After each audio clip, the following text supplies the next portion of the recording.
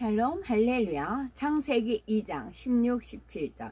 여호와 하나님이 그 사람에게 명하여 이르시되 동산 각종 나무의 열매는 네가 임의로 먹되 선악을 알게 하는 나무의 열매는 먹지 말라. 네가 먹는 날에는 반드시 죽으리라 하시니라. 아멘. 십자가의 도 5번째, 선악과를 두신 섭리입니다. 아담이 선악과를 따먹기까지 과정 첫 번째입니다. 맨 처음 아담이 지음 받았을 때 아담의 외모는 장성한 어른의 형상이었지만 지식적으로는 갓 태어난 아기와 같은 상태였습니다. 마치 새로 사온 컴퓨터 안에 어떤 데이터도 입력하지 않은 것과도 같았지요. 이런 상태에서 아담은 하나님께로부터 여러 가지 지식을 배워 나갔습니다. 하나님에 대해서, 영의 세계에 대해서, 진리와 선과 빛에 대해 많은 영의 지식들을 배웠고 만물을 다스릴 수 있는 지식들도 배웠습니다. 그래서 아담은 만물의 영장으로서 모든 것을 지배하고 정복하고 다스릴 만한 자격을 갖추게 되었으며 창세기 1장 28절에 생육하고 번성하여 땅에 충만하라 말씀하신 대로 많은 자녀들을 낳으며 번성해 갔습니다. 아담과 하와가 에덴 동산에 살면서 자녀를 낳았다는 사실은 성경을 통해서도 분명히 확인할 수가 있습니다. 창세기 3장 16절을 보면 범죄하여 에덴 동산으로부터 쫓겨나는 하와에게 내가 네게 잉태하는 고통을 크게 더하리니, 크게 더하리니 네가 수고하고 자식을 낳을 것이라 하신 하나님의 말씀이 나오지요. 잉태하는 고통을 크게 더하신다는 것은 이전에도 잉태하는 고통이 조금은 있었다는 뜻입니다. 다만 저주받기 이전에는 그 고통이 적었는데 이후로는 그 고통이 커질 것을 말씀하시는 것입니다. 아담과 하와는 질병이나 늙음, 사망이 없는 에덴 동산에서 사람으로서는 계산할 수 없는 오랜 세월을 지나게 되었죠. 인간 경작의 역사가 6천년이라고 할 때 이는 아담이 창조된 때부터의 세월이 아니라 아담이 범죄하여 이 땅으로 쫓겨난 후부터의 세월입니다. 아담이 창조된 후부터 범죄하기까지는 무수한 세월이 흘렀던 것입니다. 이렇게 오랜 세월 동안 아담은 만물의 영장으로서 큰 권세를 누리며 아무런 부족함이 없이 살았지요. 그런데 하나님께서 아담에게 금하신 것이 단 한 가지이었습니다. 창세기 2장 16에서 17절에 여호와 하나님이 그 사람에게 명하여 가라사대 동산 각종 나무의 실과는 네가 임의로 먹되 선악을 알게 하는 나무의 실과는 먹지 말라. 네가 먹는 날에는 정령 죽으리라 말씀하신 대로 선악과를 먹지 말라는 것이었지요. 처음에는 아담과 하와가 이 명령을 잘 지켰으나 무수한 세월이 흘러가면서 점차 하나님의 명령을 명심하지 못하게 되었습니다. 하나님께서는 무조건 순종하도록 지음받은 천사와는 달리 사람에게는 자신의 의지에 따라서 순종할 수도 있고 순종하지 않을 수도 있는 자유의지를 주셨습니다. 오랜 세월이 지나자 아담과 하와는 하나님의 경고를 명심하지 못하고 자유의지 가운데 선악과를 따먹게 되었던 것입니다. 오랜 세월이 지나자에다가 밑줄입니다. 오랜 세월이 지나자. 그래서 우리는 한 날 한 날 그날이 늘 새로워야 되는 것이고 그날 그날 마음의 할례를 해야 되는 것입니다. 그날 하루하루 오랜 세월이 지나자 선악과를 따먹게 되었던 것입니다. 그런데 아담과 하와가 선악과를 따먹기까지는 뱀이 결정적인 역할을 했지요. 원수마귀 사단이 뱀을 사주하여, 자 보세요. 원수마귀 사단이 누구를 사주해서? 뱀을 사주했어요. 뱀이 짐승이에요. 원수마귀 사단이 뱀을 사주했어요. 가장 그 당시에 친근했기 때문에 뱀이에요. 자, 그러면 지금 시대는 원수마귀 사단이 누구를 사주할 수가 있다는 거예요. 누굴까요? 짐승 중에.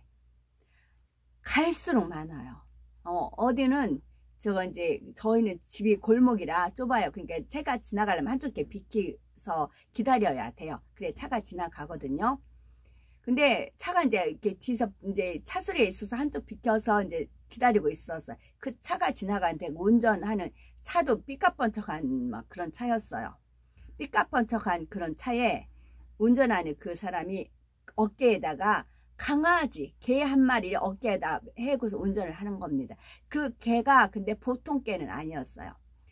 그 아주 봐도 막 고급스러운 그런 멍멍이 있잖아요. 아주 고급스러운 그런 사치스러운 그런 멍멍이였어요. 그거를 어깨에다 메고 운전을 하고 있더라고요. 그리고 한 번은 이제 토요일이었어요. 이제 그 바깥에서 다이소에서 제가 뭘 사려고 이제 들어가려고 하던 중인데 어떤 사람이 어떤 여자분이 개 하나를 이제 안고 이렇게 있었어요. 그 강아지도 예쁜 강아지예요. 누가 봐도 예쁘다 하는 강아지예요. 근데 저쪽에서 한 여자가 또 강아지를 안고 와요. 근데 이 강아지가 100만 원짜리라면 이 강아지는 한 500만 원짜리 누가 봐도 이렇게 차별되는 거 있잖아요. 그런 강아지, 그러니까 이 100만 원짜리, 제 주관적인 느낌으로 100만 원짜리 가치의 강아지를 안고 있는 이 사람이 움츠리는 겁니다. 그러니까 이 500만 원짜리 강아지를 안고 있는 사람 의시되는 겁니다. 봐라, 나는 이런 비싼 강아지야. 그런 경쟁 의식이 저는 1시간이든 이게 좀 많이 이렇게 걷기 위해서 말씀 들으면서 이제 바깥에 나가면 갈수록 많아요. 이건 할아버지는 할아버지, 할머니, 유모차는 말할 것도 없고, 안고, 품 안고, 전에는 5마리, 지금은 10마리, 눈에 띄고 갈수록 고급스러워지고 그래요. 저는 알지요. 개판이 되는 거, 개차반이 되는 거. 그러니까 혼의 사람이 되어가면, 이제 영이 죽고 혼의 사람이 되어가요. 그러면 짐승은 영은 없고, 육과 혼만 있어요. 그러면 영의 사람들이 영이 죽어가면 혼이 발달이 돼요. 혼과 혼이 통해요. 짐승은 자기 마음대로 좌지우지가 할 수가 있잖아요. 혼과 혼이 통해요. 그러나 여기서 문제는 원수마귀 사단이 뱀을 사주했듯이 원수마귀 사단이 멍멍이를 사주한다고요. 가능하다고요. 그 감정이입이 돼서 얼마든지 그 주인을 갖고 놀 수가 있다고요. 그래서 감히 강아지 자기네 애지중지하는 강아지가 뭘 멍멍이 저래 하고 제가 한마디 해봐요. 살인나요. 지금은 그런 분위기예요. 그래서 이제 이게 강아지 어머 너 왜 이렇게 예쁘니 하면 이 주인이 엄청나게 좋아해요. 이제 예쁜 강아지 많아요. 정말 비실비실하게 생긴 건 비실비실한 대로, 또 불독 같은 건 불독대로, 똥개는 똥개대로, 강아지 그 종류마다 다 예뻐요. 하나님의 창조품이니까요. 저는 그런 이제 눈으로 보는 거죠. 어머 너는 왜 이렇게 예쁘게 생겼어? 너는 왜 이렇게 귀엽게 생겼어? 너는 왜 이렇게 생겼어? 제가 어머 너 머리에 삐냈네? 제가 그러면서 지나가거든요. 하나같이 주인들이 좋아해요. 그렇게 좋아할 수가 없어요. 그런데 혼과 혼이 연결돼서 작동이 된다고요. 갈수록, 그리고 나서 생각하니까 개 주인들은 이제 하는 사람들은 돈벌이가 되잖아요. 그러니까 개를 계속 하여튼 예쁜 강아지를 많이 만들겠죠. 접촉해가지고 계속 만들겠죠. 계속 만들어내겠죠. 그러면서 계속 예쁜 강아지를 사고 그렇게 하겠죠. 그래서 원수마귀 사단, 저는 이제 하나님께서 이렇게 공부를 가르쳐 주니까 그냥 안 걷고 그럴 때마다 이제 강아지를 보고 개를 보고 이제 그렇게 보면은 하나님, 저 개판 되네요. 개참 아니다. 개판 되네요. 개참 아니다. 이제 그러면서 다니죠. 원수마귀 사단의 뱀을 사주하여 하와를 미혹한 것입니다. 대부분의 사람들은 뱀을 소름 끼치도록 싫어하고 징그럽게 여기는데, 이는 뱀으로 인해 인류가 사망으로 가게 되었기 때문에 깊은 본성 속에서부터 싫어하게 된 것입니다. 오늘날의 뱀의 모습은 하와를 미혹한 뒤로 저주받아 변질된 모습이며, 사실 저주받기 전에 뱀은 하나님께서 지으신 모든 생물들이 그랬듯이 사랑스럽고 보기에 좋은 모습이었습니다. 이렇게 사랑스러운 모습일 뿐 아니라 성경의 강교한 짐승이라 한 대로 뱀은 사람의 마음을 살 수 있는 지혜가 있었지요. 지금 멍멍이도 그렇잖아요. 멍멍이도 사람의 마음을 살 수 있는 지혜가 있어요. 이처럼 뱀은 간교하여, 고양이도 역시 마찬가지더라고요. 어떤 아저씨가 행상하는 아저씨였는데, 하얀 고양이를 막 하신 고양이였어요. 고양이 딱 하니 고양이가 딱 올라타가지고 그 할아버지한테 막 온갖 애교를 다 떨어요. 그러니까 그 할아버지가 막 그 애교 떠는 것에 취해가지고 어쩔 줄 몰라 하시더라고요. 그래서 고양이가 딱 이제 내렸어요. 그랬더니 계속 고양이한테 자기 무릎에 올라와서 자기의 몸을 비벼대라고. 그런 모습을 직접 또 제가 봤지요. 고양이, 개, 멍멍이. 뱀이 사람의 마음을 살 수 있는 지혜가 있었죠. 이처럼 뱀은 간교하여 하와를 기쁘게 하고, 지금 멍멍이도 그렇잖아요. 그 마음을 살 수 있었기에 뱀이 미혹할 때 하와가 방심하기가 더 쉬웠습니다. 뱀이 어느 날 여자에게 하나님이 참으로 너희더러 동산 모든 나무의 실과를 먹지 말라 하시더냐 물었지요. 이에 여자는 동산 나무의 실과는 우리가 먹을 수 있으나 동상 중앙에 있는 나무의 실과는 하나님의 말씀에 너희는 먹지도 말고 만지지도 말라 너희가 죽을까 하노라 하셨느니라 대답했습니다. 하나님은 분명 먹으면 정령 죽으리라 하셨는데 하와는 죽을까 하노라 하셨다고 함으로써 죽을 수도 있고 안 죽을 수도 있는 것처럼 변질시켜 버린 것입니다. 이렇게 하나님의 말씀을 명심하지 못하고 변질시켜 버리면 그 다음에는 더 쉽게 사단의 미혹을 받게 되지요. 하나님께서 명하신 말씀들은 순종해도 되고 안 해도 상관없는 말씀이 아닙니다. 순종하면 생명을 얻지만 순종하지 않으면 사망으로 가는 것이지요.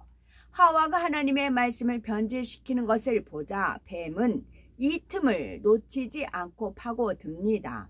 너희가 결코 죽지 아니하리라. 너희가 그것을 먹는 날에는 너희 눈이 밝아 하나님과 같이 되어 선악을 알 줄을 하나님이 아심이니라 한 것입니다.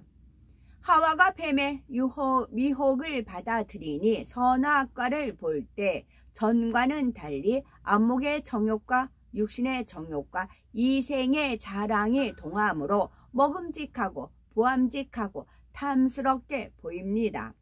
그러니 하나님의 명령을 거역하고 선악과를 다 먹었을 뿐만 아니라 아담에게까지 주어서 먹게 했지요. 이렇게 아담과 하와가 하나님의 명령을 거역한 결과 정령 죽으리라 하신 말씀이 그대로 임하게 되었습니다. 로마서 6장 23절에 죄의 싹은 사망이라 하신 영계의 법칙대로 죄의 값을 치르게 된 것입니다. 물론 아담과 하와가 선악과를 먹었을 때 당장 호흡이 끊어진 것은 아닙니다. 이때 정령 죽으리라 하신 것은 육의 죽음만이 아닌 더 근본적인 죽음, 곧 사람의 영이 죽게 되는 것을 의미합니다.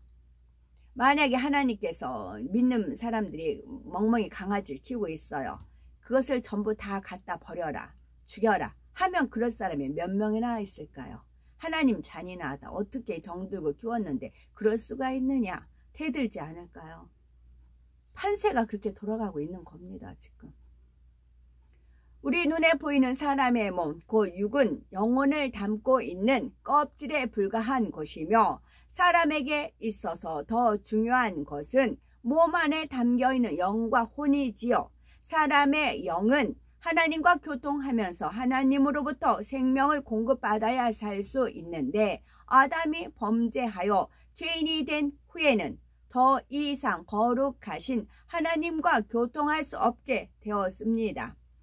그러니 하나님과 단절된 사람을 원수마귀 사단이 자기 것으로 삼아서 범죄하게 하고 마침내는 지옥으로 끌고 가게 되었지요. 사람의 몸이 죽어서 썩어 없어진다 해도 사람의 영혼은 소멸되지 않으므로. 제가 그랬더니 하나님 지금 읽던 중에 그 멍멍이보다 나를 좀 귀하게 여기면 안 되겠느냐. 하나님 말씀.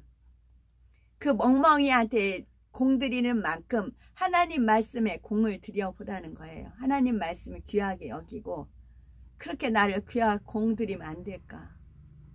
그 멍멍이한테 공드리는 그 시간, 그 돈, 그 에너지, 그 정성, 그거를 하나님 말씀에 공을 들여보라는 겁니다. 사람의 영혼은 소멸되지 않으므로 결국 지옥으로 들어가 영원한 형벌을 받게 되는 것입니다. 이렇게 아담과 하나님과의 사이에 교통이 끊어진 것을 곧 아담의 영이 죽었다고 말하는 것이지요. 아담의 범죄로 인해 아담 자신만 저주받은 것이 아니라 이후로 태어난 모든 아담의 후손까지도 아담과 같은 죄인이 되어 사망에 이르게 되었습니다. 뿐만 아니라 원수마귀 사단은 무엇을 노리냐면 유행을 노려요. 유행. 샤넬 유행, 구찌, 그런 식으로 유행 있잖아. 그래서 패션쇼를 계속 하잖아요. 유행을 이제 타게끔 하는 겁니다. 사단이 노리는 게 유행이에요. 지금 강아지 키는 게 아주 유행이더라고요. 갈수록 이 좁은 시장길 가는데도요. 아마 한 3사람 가는 통로거든요. 제가 가면 양 옆 강아지들 갈수록 그래요. 뿐만 아니라 아담의 주관 아래에 있던 이 땅의 만물도 다 같이 저주를 받게 되었지요. 다 하나님이 태워버리십니다. 계속 하나님 노가 쌓이면 다 불살라 버리십니다. 하나님 그런 분이세요. 최대한 참으세요. 최대한 참다가 도가 넘는다 하면 불살라 버리세요. 물론 홍수를 했듯이 역시 마찬가지입니다. 다 불살라 버리세요. 그런 분이 하나님이세요. 안으로 여기시면 안 됩니다. 다 불살라 버리세요. 그래야 속이 시원하다 하셔요. 보다 못하시면.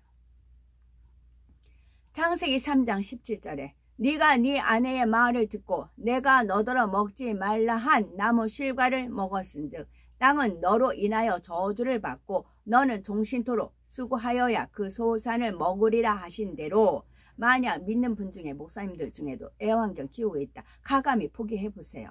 그것도. 그러면 천국에 가시면 그보다 더 예쁜 애완동물이 있어요. 주인의 마음을 알아서 기쁘게 해주는 애완동물이 주어집니다. 천국에 가면 있어요. 동물원도 주어질 수도 있고 저 같은 경우는 이제 제가 만약에 창문 탁 열면 새들 우르르 날라와요. 파랑새는 뭐도. 그래서 제 손에 딱 안고 저는 늘 그런 마음의 소원을 품고 살고 있어요. 이 땅에서 하나님이 아니라는 걸 가감을 버려보세요.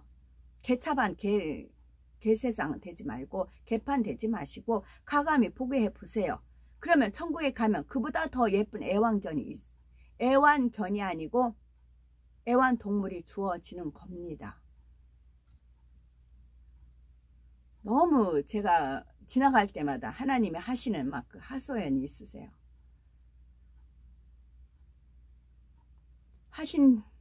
창세기 3장 17절 네가 네 아내의 말을 듣고 내가 너더러 먹지 말라 한 나무 실과를 먹었은즉 땅은 너로 인하여 저주를 받고 너는 종신토록 수고하여야 그 소산을 먹으리라 하신 대로 이제는 먹을 것을 얻기 위해서도 고생을 해야 합니다.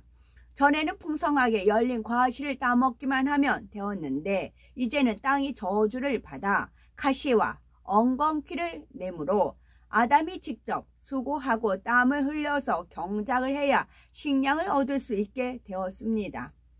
이처럼 저주받은 만물 중에서도 뱀은 더욱 큰 저주를 받았지요. 창세기 3장 14절에 여호와 하나님이 뱀에게 이르시되 네가 이렇게 하였으니 네가 모든 육축과 들의 모든 짐승보다 더욱 저주를 받아 패로 다니고 종신토록 흙을 먹을지니라 하셨습니다. 여기서 뱀은 영적으로 원수마귀 사단을 의미하며 흙이란 흙으로 지음받은 사람을 의미합니다. 뱀이 흙을 먹는다는 것은 원수마귀 사단이 죄 가운데 사는 육의 사람을 팝으로 삼아서 시험, 환난, 재앙을 가져다 준다는 의미이지요. 이 말씀대로 범죄하여 육으로 타락한 사람들은 원수마귀 사단의 주관 아래에서 온갖 고통을 겪으며 살아가게 된 것입니다. 하나님께서 선악과를 두지 않으셨다면 아담이 따먹지 않았을 것이고 사망의 형벌을 당하지 않아도 되었을 것입니다. 하나님께서는 아담이 선악과를 따먹을 줄 아셨고 아담을 너무나 사랑하셨는데도 선악과를 두셨는데 그 이유는 과연 무엇일까요? 이는 바로 아담에게 참된 행복을 주시기 위함입니다. 아담이 살던 에덴 동산은 너무나 아름답고 평안하며 아무것도 부족함이 없는 곳이었습니다. 그런데 이러한 에덴에서 살던 아담은 참된 행복이라는 것을 느낄 수가 없었습니다. 왜냐하면 아담은 에덴 동산에서 질병이나 죽음, 슬픔, 고통 등 행복의 반대가 되는 불행을 체험해 보지 못했기 때문입니다. 사람이 어떤 것에 참된 가치를 깨닫기 위해서는 그와 반대되는 것을 체험하여 상대성을 알아야 합니다. 만약 태어나서 병에 걸린 적이 한 번도 없다면 병으로 인한 고통과 슬픔이 어떤 것인지 느끼기가 어렵고 그만큼 건강에 대해서도 감사하기 어렵지요. 굶주림으로 고생해 본 사람이라야 풍성한 음식의 중심에서 감사할 수가 있고 악이 있어야 선이 얼마나 좋으며 어둠이 있어야 빛이 얼마나 소중한지 압니다. 가난이 없으면 부요함에 감사할 줄 모르고 미움이 없으면 사랑이 좋은 줄 모르지요. 그러니 불행이 전혀 없는 에덴 동산에 살던 아담은 자신의 행복을 깨달을 수가 없었습니다. 죽음을 본 일이 없기에 선악과를 따먹으면 정령 죽으리라 하셔도 그 말씀의 의미를 깨달을 수가 없었지요. 하나님께서는 아담을 사랑하여 모든 것을 공급해 주셨지만 아담은 진정 마음 중심에서 감사하지는 못했던 것입니다. 그러나 아담은 선악과를 따먹고 에덴 동산에서 쫓겨나 저주받은 세상에서 배고픔, 추위와 더위, 죽음, 이별, 그리고 죄악으로 인한 슬픔과 고통들을 경험하면서 에덴 동산에서 살 때가 얼마나 행복했었는지를 깨달을 수 있게 되었습니다. 사람이 참된 행복을 느끼지 못하고 살아간다면 평안하게 산다 해도 그 삶이 무슨 의미가 있겠습니까? 비록 잠깐 동안 고생을 한다 해도 그 고생을 통해 행복을 깨달으며 살 수 있다면 그것이야말로 가치 있는 삶이라 할 수가 있지요. 바로 이러한 이유로 하나님께서 선악과를 두시고 이를 통해 불행과 고통을 겪어보므로 상대성을 깨달을 수 있도록 허락하신 것입니다. 그렇다고 해서 아담이 범죄하도록 하나님께서 의도하셨다는 것은 아닙니다. 단지 아담이 자유의지 가운데 선택할 수 있도록 허락해 주신 것뿐이지요. 아담은 결국 자유의지에 따라 선악과를 따먹었고 인류는 추위와 더위, 질병과 가난, 배고픔, 이별, 죽음 등 많은 고통을 겪으며 살아가게 되었습니다. 이렇게 이 땅에서 고통받은 경작의 과정을 겪어본 후에 우리가 장차 천국에 가면 천국의 삶이 얼마나 좋은지를 깨닫게 되고 그런 천국을 주신 하나님께 중심에서 감사하며 세세토록 기쁨과 즐거움 속에 살아가게 되는 것입니다. 또한 에덴에 살던 아담과 달리 상대성을 경험해 보았기 때문에 천국이 얼마나 좋은지를 분명히 알므로 시간이 지난다 해서 변질되는 것이 아니라 오히려 사랑과 감사가 더해지기만 하는 것입니다. 아담은 선악과를 따먹음으로 불행을 체험하게 되었고 에덴에서의 삶이 얼마나 행복했던 것인지 절실히 깨달을 수가 있었습니다. 그러나 이것을 깨달았을 때는 이미 죄인이 되어 버린 후였지요. 이미 하나님과의 교통이 단절되어 영이 죽어버린 상태로서 아담과 하와뿐 아니라 모든 후손들까지도 죄인으로서의 사망의 형벌을 당할 처지가 되었지요. 그런데 하나님께서는 아담이 선악과를 따먹고 범죄하게 될 것을 처음부터 아셨으므로 만세 전부터 죄인된 인류가 구원받을 길을 예비해 두셨습니다. 그러면 구원의 길은 과연 무엇일까요? 우리가 선악과를 두신 하나님의 뜻을 깨닫게 되면 너무나 놀라운 하나님의 섭리에 감탄하며 영원한 행복을 주시는 하나님의 사랑에 깊은 감사가 절로 나오게 됩니다. 이런 사실을 깨닫고 천국에 소망이 있는 사람은 이 땅에서 어떤 삶을 산다 할지라도 오직 감사와 기쁨만 있게 되지요. 고린도후서 4장 17절에 우리의 잠시 받는 환난에 경한 것이 지극히 크고 영원한 영광에 충한 것을 우리에게 이루게 함이니 말씀한 대로 이 땅에서의 잠시 슬픔과 고난을 당한다 해도 이후에는 지극히 영화로운 천국에서 영원한 행복을 누려야 되겠습니다. 그러므로 우리에게 행복을 주기 원하시는 하나님의 사랑을 깊이 깨달아 하나님께 대한 감사와 천국에 대한 소망으로 날마다 기쁨이 넘치는 신앙생활을 할 수 있는 우리가 되어야 되겠습니다. 아멘.